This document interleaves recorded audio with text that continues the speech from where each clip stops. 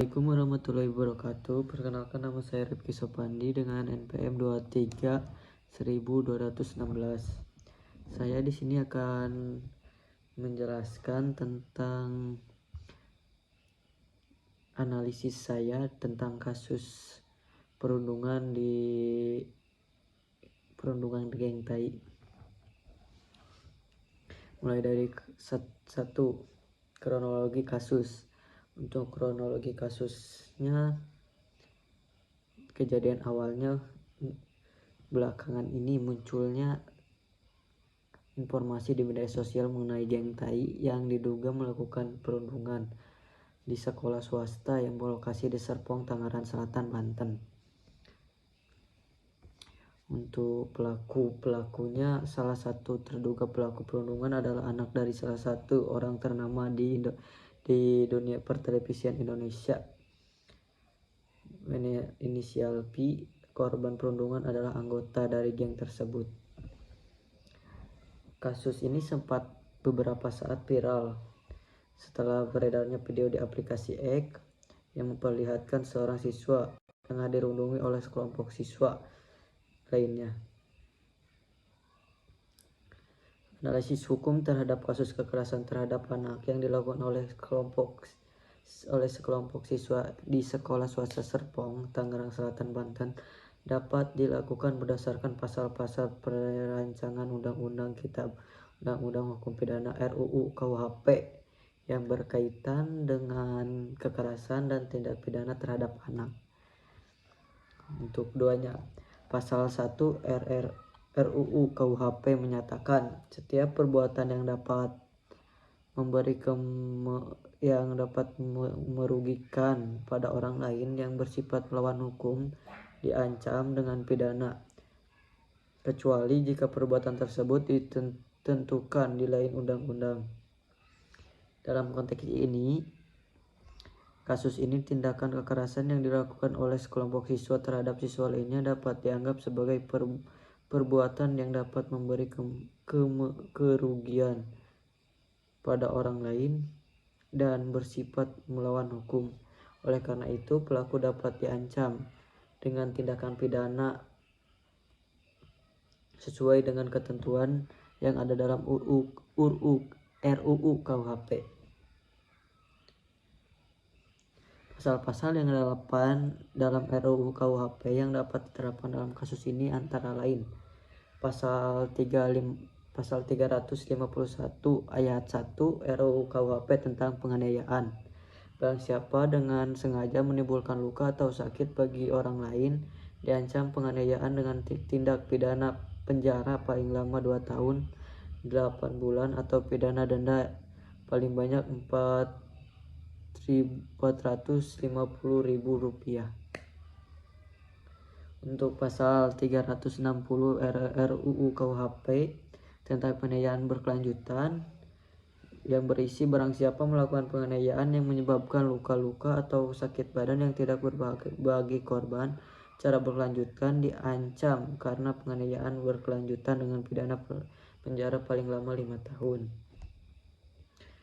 Untuk pasal 811 RUU KUHP tentang pidana tambahan, jika pelaku terbukti melakukan kekerasan terhadap anak di bawah umur, maka pelaku dapat dikenakan pidana tambahan berupa pencabutan hak untuk memperoleh pengakuan dan kepercayaan sebagai ahli dan atau pemimpin terhadap anak serta pembuatan hak untuk manajer.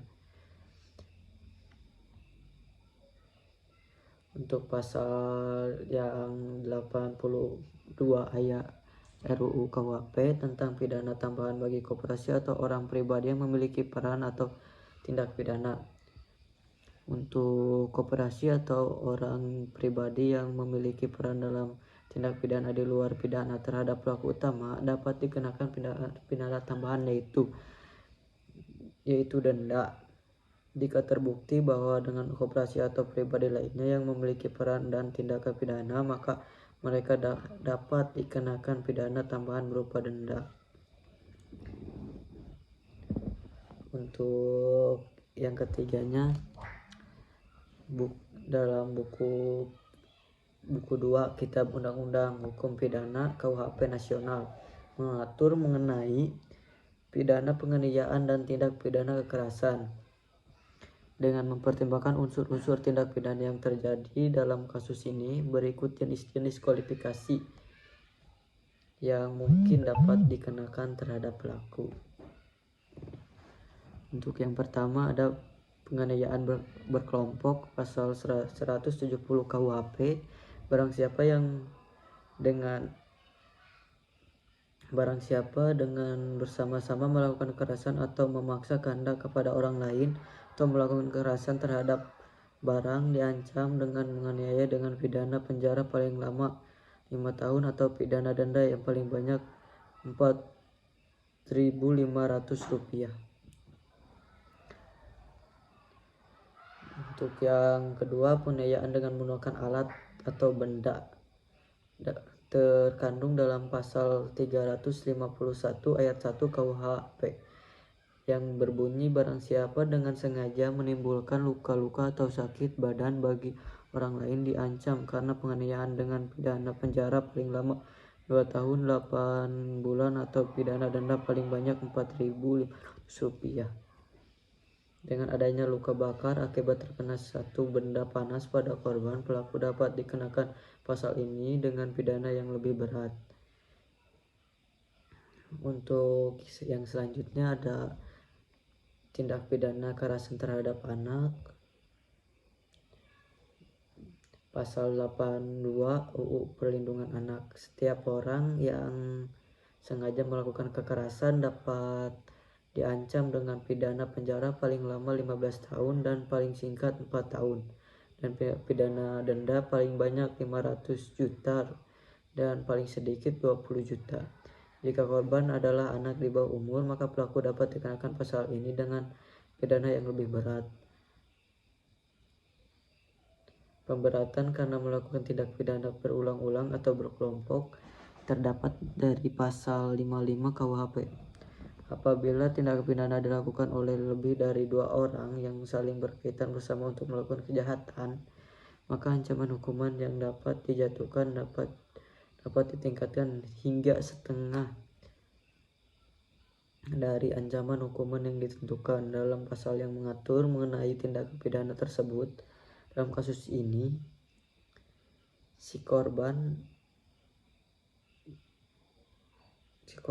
dilakukan oleh sekelompok ini terhubung dari geng, maka ancaman hukuman dapat ditingkatkan sesuai dengan ketentuan pasal ini. Untuk selanjutnya ada upaya pencegahan. Upaya pencegahan ini bisa dilakukan oleh peran sekolah atau peran pemerintah atau juga peran orang tua. Untuk yang pertama, kita ada peran dari sekolah. Sekolah harus meningkatkan pengawasan dan menerapkan program anti perundungan. Untuk peran pemerintah harus memperkuat regulasi dan penegakan hukum terkait perlindungan anak. Untuk yang ketiga adalah peran orang tua. Peran orang tua harus aktif memantau anak dan berkomunikasi dengan pihak sekolah. Untuk dampak yang terjadi pada anak yang dapat perundungan, mulai dari trauma, prestasi menurun, dan keamanan terganggu. Selanjutnya ada peran teknologi. Peran teknologi dalam kasus ini ada dua. Satu, ada dampak negatif dan ada dampak positif. Dampak positifnya, teknologi dapat membantu pengungkapan dan penanganan kasus perundungan. Untuk dampak negatifnya, penyebaran video dan informasi dapat memperburuk situasi. Harapan saya ke depannya agar kasus-kasus seperti ini tidak lagi terjadi, demi lingkungan belajar yang aman, sekolah yang bebas dari perundungan dan kekerasan. Kita harus menerapkan budaya saling menghargai